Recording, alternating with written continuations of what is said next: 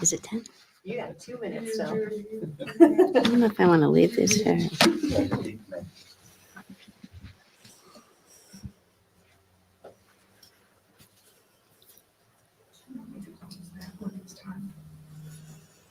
No.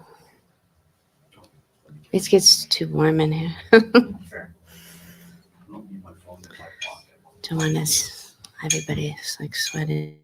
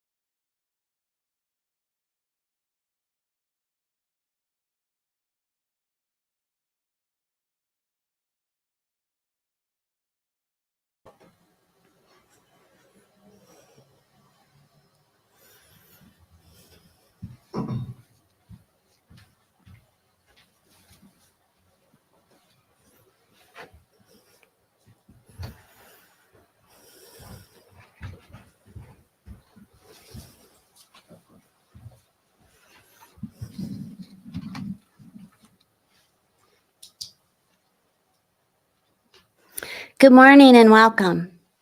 I'm Vicki Cessna, Director of Communications for the Diocese of Kalamazoo. I'm honored to welcome our esteemed members of the media who are with us today, as well as all those of you who are watching us through our live stream.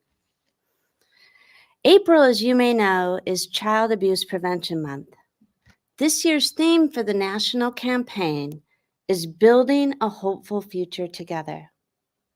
It is with this theme in mind that, in conjunction with this national observance, that we are pleased to share with you some important news today. In just a few moments, Bishop Edward Losey will detail some significant updates to the child youth protection policies in our diocese. And after his comments, we will open it up for questions. Since Bishop Losey is relatively new to our diocese, I wanted to take just make a few brief notes of introduction. Bishop Losey is the 5th bishop of the Diocese of Kalamazoo and was ordained on July 25th, 2023. Previous to his appointment by the Holy Father to the Diocese of Kalamazoo, Bishop Losey was a priest of the Diocese of Erie.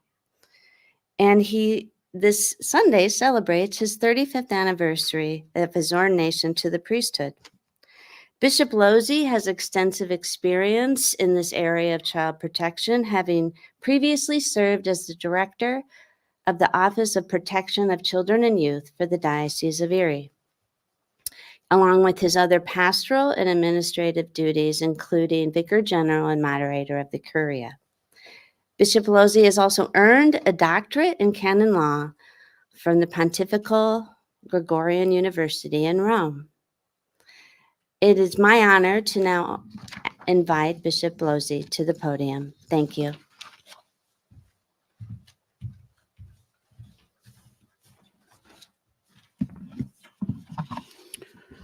Thank you, Vicki. And good morning to everyone who's here with us in person. Thank you for being here. And also my warm regards to all who are joining us via live stream. We find ourselves today in the midst of April, which, as many of you know, and as Vicki just mentioned, is Child Abuse Prevention Month. Every April, countless institutions and agencies make great efforts to educate the public and to promote awareness of best practices in preventing childhood abuse. And our being here today is part of that nationwide April effort. I am announcing today that the Diocese of Kalamazoo is presently undertaking a comprehensive review of all of our child protection policies with the intention of making sure that we are following best practices in every aspect of our work with children and youth. Providing safe environments for young people is a sacred duty, which we take very seriously. Every adult who works with children and youth is required to undergo a national background check and to complete a 3-hour safe environment program. To date, more than 19,000 have done so. However, we are always striving to remain vigilant and to do everything we can to create the safest possible environment for our children. To that end, we are reviewing our policies and procedures for 3 major reasons. The first is to protect the children and youth entrusted to us by creating safe environments in our churches, schools, and apostolates. The second is to work to educate our faithful and those in the community to recognize predatory behavior and other types of behavior that put children at risk. The third goal is to work toward eradicating all the forms of child abuse wherever we can. To this last point, I'd like to say that in my former responsibilities in the Diocese of Erie, from which I came, I met with numerous survivors of childhood sexual abuse. I have heard their stories, and I have witnessed their pain. We can never forget that behind these stories, there are real people who have experienced deep hurt. I sincerely apologize for any way in which we, as the Diocese of Kalamazoo, contributed to that suffering. Childhood sexual abuse is a grave evil, and we are committed to doing all that we can to provide some measure of healing to survivors and a safe environment for the young people entrusted to our care. As Bishop of Kalamazoo, I would like to reaffirm my commitment to meet with anyone who suffered abuse at the hands of someone employed or volunteering in the name of the Church. Although the complete and final version of our updated policies will not be available until this summer, in conjunction with National Child Abuse Prevention Month, I would like to announce today one significant development. We are releasing a list on the diocesan website of individuals who, in the judgment of the Diocese of Kalamazoo, are disqualified and therefore prohibited from working or volunteering with children or youth in any Catholic entity here in the diocese. That includes our 59 parishes and missions, 21 Catholic schools, as well as all of our Catholic apostolates, such as the Catholic charities, agencies, and others. Individuals appear on this list because, again, I underscore, in the judgment of the Diocese of Kalamazoo, they have been credibly accused of actions that put children and youth at risk, or worse, that cause real and lasting harm. These actions disqualify and prohibit them from working or volunteering with children or youth. Now, any such list needs to have parameters. And so the list published today by the diocese is limited in scope to actions involving minors, and the individuals on the list must have done some disqualifying action while employed or volunteering for a parish, school, agency, institution, or other Catholic entity within the Diocese of Kalamazoo. Now, I will note, by way of exception, there are a few individuals mentioned on the list who committed some disqualifying action elsewhere, and they are so noted. The disqualifying actions for which someone could be identified on the list include continued violation of a child protection policy after warnings, failing as a mandated reporter to report allegations of abuse of minors, failing to act to prevent abuse that they knew to be happening, furnishing pornography to minors, the possession or use of child pornography, physical abuse of minors, and direct sexual abuse or sexual assault of minors. Now, this list includes both clergy and non-clergy alike, and it covers more than sexual abuse.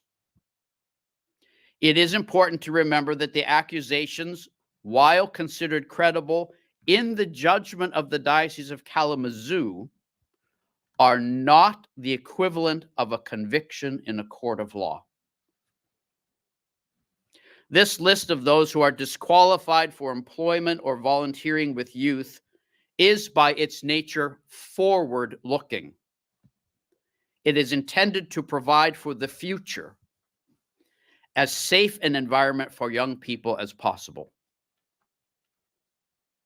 Now, some of the individuals on the list are deceased, however, and so some people may ask, well, why would they be on such a list? With their inclusion, we are beginning a process whereby we as a diocese must not only look forward to preventing abuse in the future, but also look backward to take ownership of our past and acknowledge the very real suffering of victim survivors. Today's list is a start in that direction. The Attorney General of the state of Michigan has publicly indicated that her office's report for the Diocese of Kalamazoo will be published sometime this spring. And when that report is published, it will necessitate an even greater coming to terms with our past. But I am convinced if we are to move forward into the future as a diocese, we must come to terms with our past.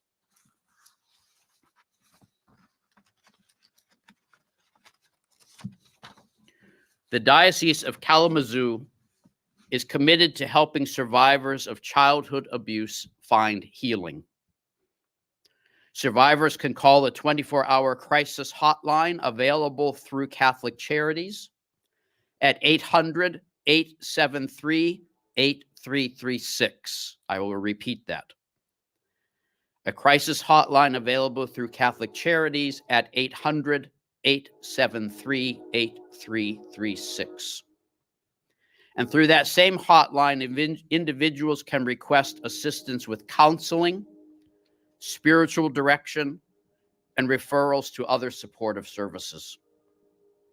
Additionally, the diocese offers free of charge the Trauma Recovery Program, which is a 10-week program open to all people dealing with the impact of childhood abuse. More than 600 people have participated in this program since its launch in 2003. I encourage anyone who is aware of child sexual abuse or other abuse to report the matter to the appropriate law enforcement agency.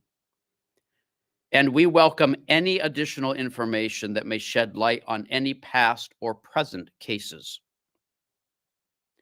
I entrust all of our efforts today to the prayers of the Virgin Mother of God and to the saving grace of her Son, Jesus Christ, our Lord.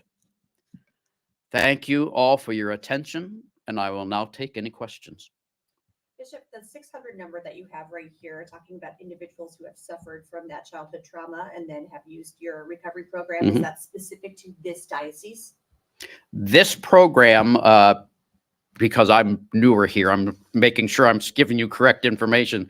This is a program specific to the Diocese of Kalamazoo, and it's open to anyone who's experienced childhood trauma, sexual abuse trauma or other, and it's offered free of charge. And so far, 600 people have gone through our own program. It's related to a national program, which is also run out of Kalamazoo, Trauma Recovery Associates. So those 600 are not necessarily individuals who suffered some type of abuse within the Catholic Diocese? No, not at all. Not at all. How many credible abuse complaints have you guys had within the Catholic Diocese as you're looking at this right now? Well, I am going to mention that the Attorney General's report has not yet been published. And so I'm going to defer and wait for that report to come out before I... You don't have your own numbers here? I don't want to prejudice the report of the Attorney General. Is that one of the reasons that you're releasing this list now? This investigation has been ongoing for 5-6 years. It only after learning that the AG's office will be publishing their report this spring did you guys decide to come forward with this, being only one of 2 dioceses left in the state of Michigan to not publish their list? I would say that this process began in 2018 and then was put on hold. Why? I don't know all the details to that, but I think part of it had to do so as not to interfere with the investigation. I believe that was part of the rationale. When I came on board in July, one of the first things I asked about was, has there been a list? Because I come out of Pennsylvania, and the response, our reality of dealing with abuse there and dealing with the grand jury report in Pennsylvania.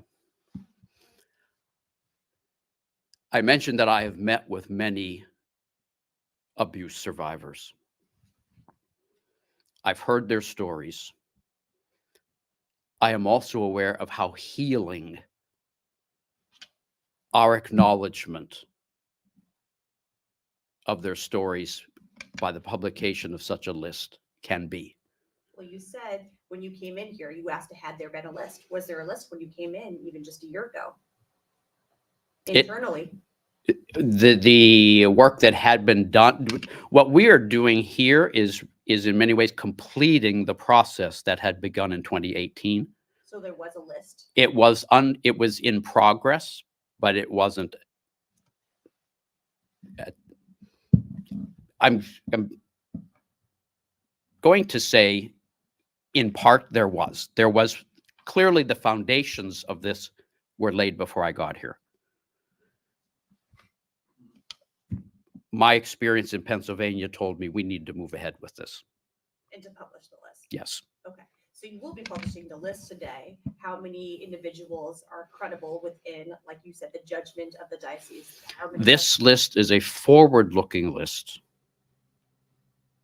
What does that mean? It means that I am making a determination as bishop of the diocese that these people are not authorized for ministry, employment, or volunteering going forward, working with children or youth. And how many people are on that list then, that forward-looking list?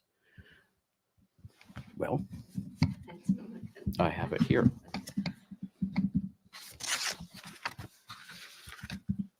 living, there are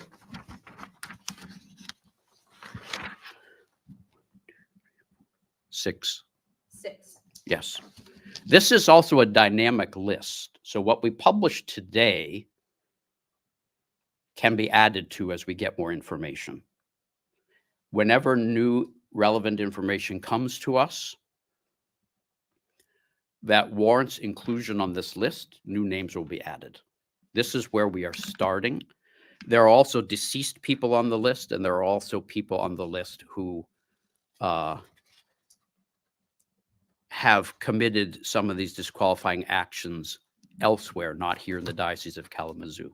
So you're only counting 6 as those with actions within the Diocese of Kalamazoo who are still living. The 6 who are listed as living all did things here in the Diocese of Kalamazoo under our watch. Are any of those under an actual investigation by the state that you know of? I can't comment on that. Okay.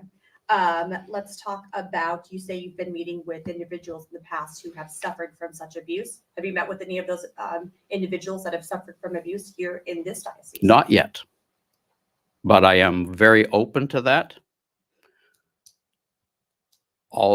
Yeah. What is your, I may reach out to a few that I know of. In fact, I actually have reached out to a few that I know of. At the time, they weren't ready to meet. But I am ready and open at any time. how many credible complaints have been made that you guys have been keeping an eye on here? You're investigating that are kind of then your stuff kind of going through. I am deferring to the publication of the Attorney General's report. Why are you doing that and not getting ahead of it? If you're talking about how this is forward thinking. Because that's an ongoing investigation. But the ongoing investigation works for the other 6 dioceses, and plenty of those had released their list prior anyway.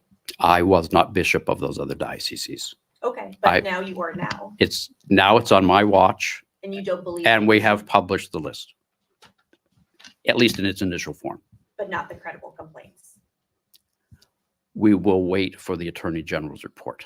But your credible complaints that you talk about within this meeting you said today, those are under your words, the understanding and acknowledgement of the Diocese of Kalamazoo, that judgment. So your judgment of credible complaints.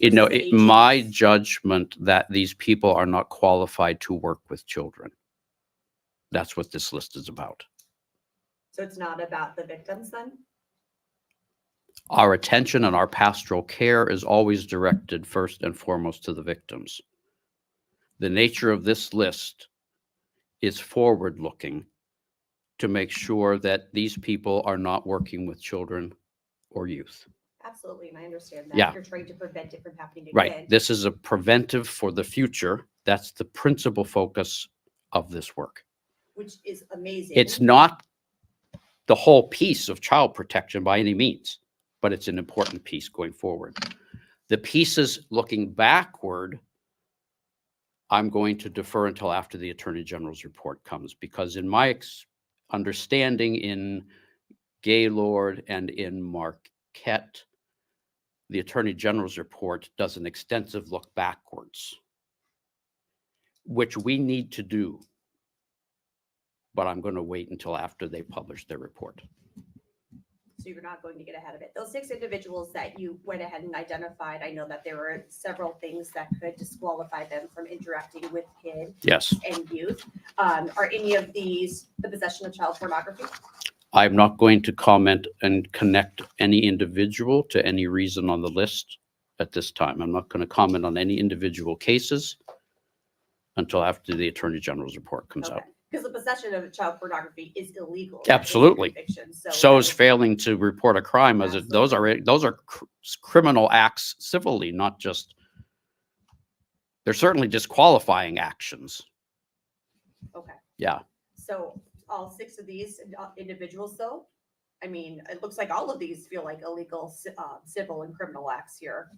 Is it not? So are all 6 of these offenders? Well, I am not a civil attorney. I would refer to a civil attorney to answer that question. What would you like to say to survivors who have been waiting for this list for 5-6 years? And as you said, it's very rudimentary right now that's been released, and it's only ahead of the AG's report. Right. I would say that I apologize that it has taken us so long. In many ways, this perhaps should have been done a lot sooner. I came in July, and it has been a priority of mine since I came. It has taken us a while to get all of the research done that necessarily has to happen before this is published. I'm working, basically a new team. So although a lot of the groundwork was laid, we also had to go back and start over from scratch to make sure that we understood what we were doing. And it has taken us till now. I would like to have done this in the fall.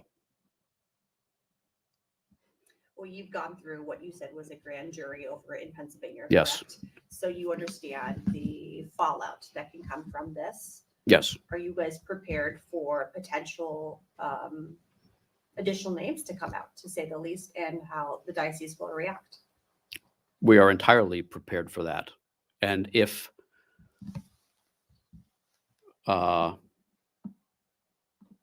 we get information from whatever source and it meets the criteria, those names will go on the list.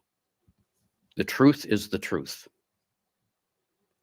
And our intention is to protect children and to, as far as we are able, to work toward eradicating child abuse in any form.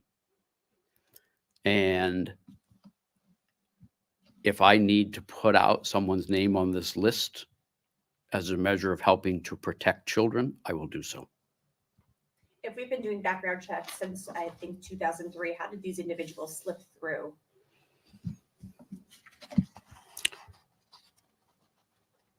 Not everything shows up in a background check. And some of these cases, I believe, predate that as well. And there are background checks are an excellent aid, but we also have to take other matters into consideration too. And not everything shows up on a background check. Well, then what are those other steps you take to have those checks and balances, whether that's at one of the schools like the one outside here or the other, whatever, 40 plus parishes that you have across town in missions?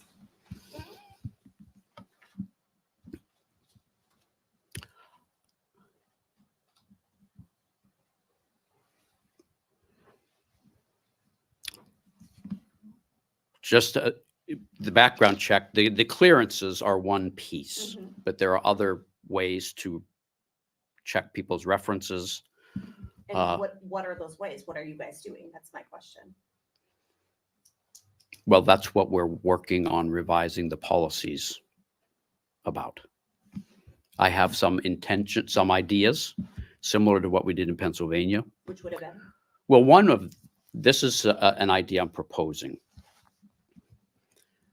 that every new hire or volunteer get a background or get a clearance, not just from the state or from the national office, but from our office here for safe environment, in case we happen to know something that doesn't show up on a background check.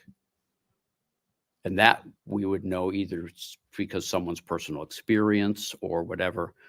But going forward, if there is somebody that I think shouldn't be working with kids, we're not going to grant them our own clearance. And that may be something that doesn't show up on any state or national background check.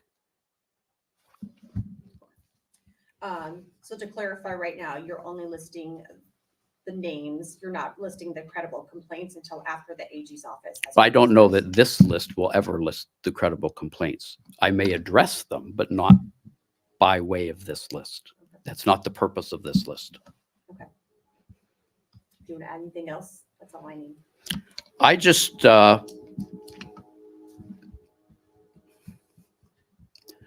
want to reaffirm our commitment as a diocese to protecting young people. I want to reaffirm our commitment to doing whatever we can to make sure that the people who are working with children and youth are qualified to do so. This list is a big piece of that. It's not the only piece of it, but it's a big piece of it. I want to let anyone who has suffered from abuse know that if they are open and willing to coming to us for assistance, we are committed to providing it. I've met with enough victims and survivors to know that some of them would be very open to that. Some don't want anything to do with us at all. I respect their decisions in every case.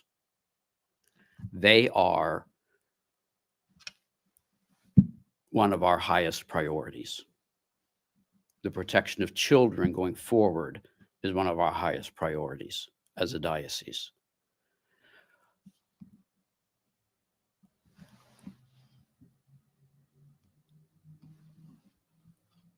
With my coming on board as the bishop of the diocese, it is my hope that the experience I had in Pennsylvania will contribute here to the revision of these policies,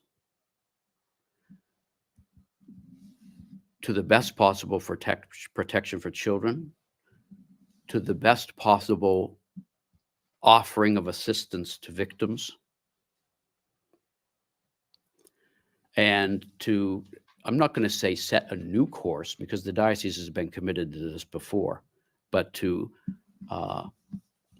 instill new vigor into the efforts that many good people have been undertaking here already.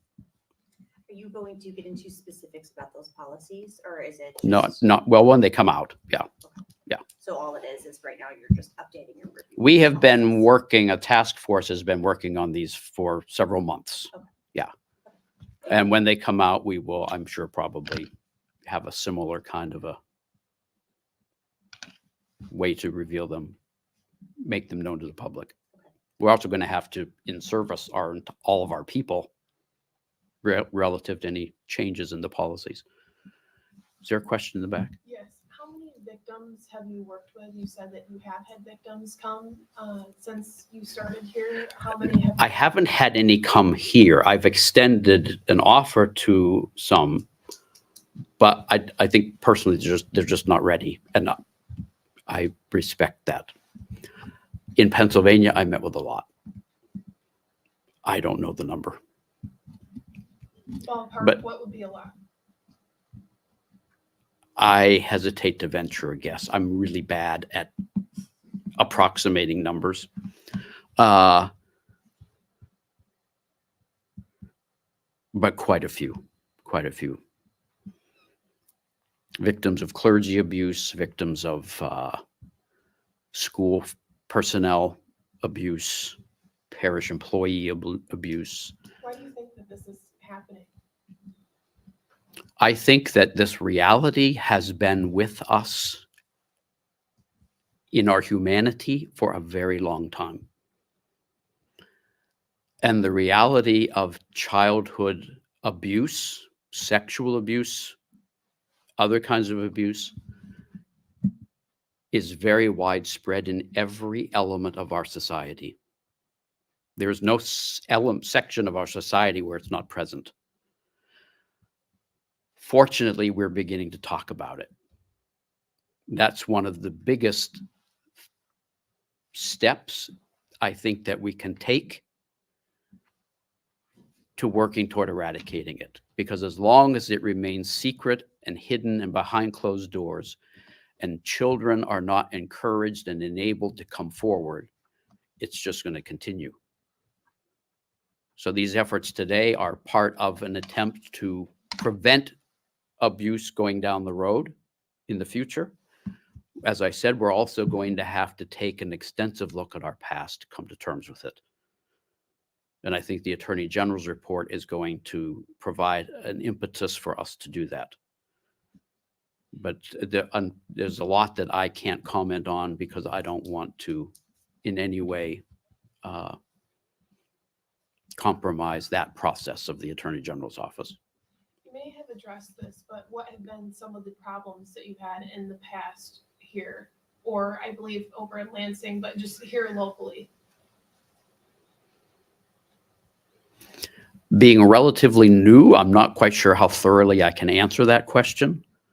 There's not a lot that has come to my attention in the last 8 months. There were issues in the past, but that will wait for the Attorney General's report.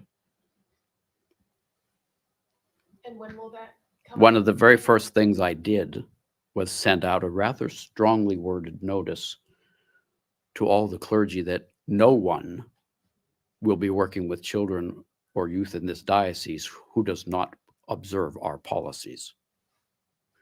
That was very soon after I came where I sent that out. Some of you may remember receiving it.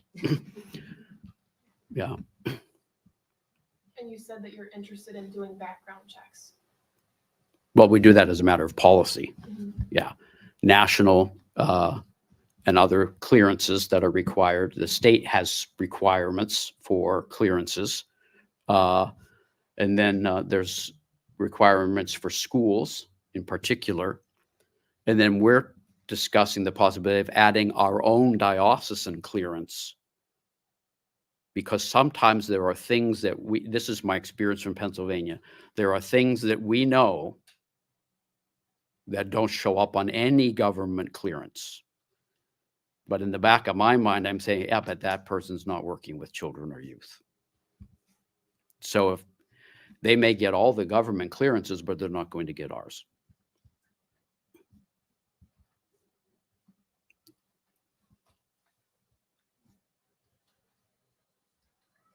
Okay. Anything else? Yeah. I want to thank you for your questions. And I want to thank the people who have been doing this work, who've been putting a lot of effort into not just revising the policies, but the whole effort at providing safe environments and protecting kids. There's been a lot of very good work done, but we have a lot of work yet to do. So thank you.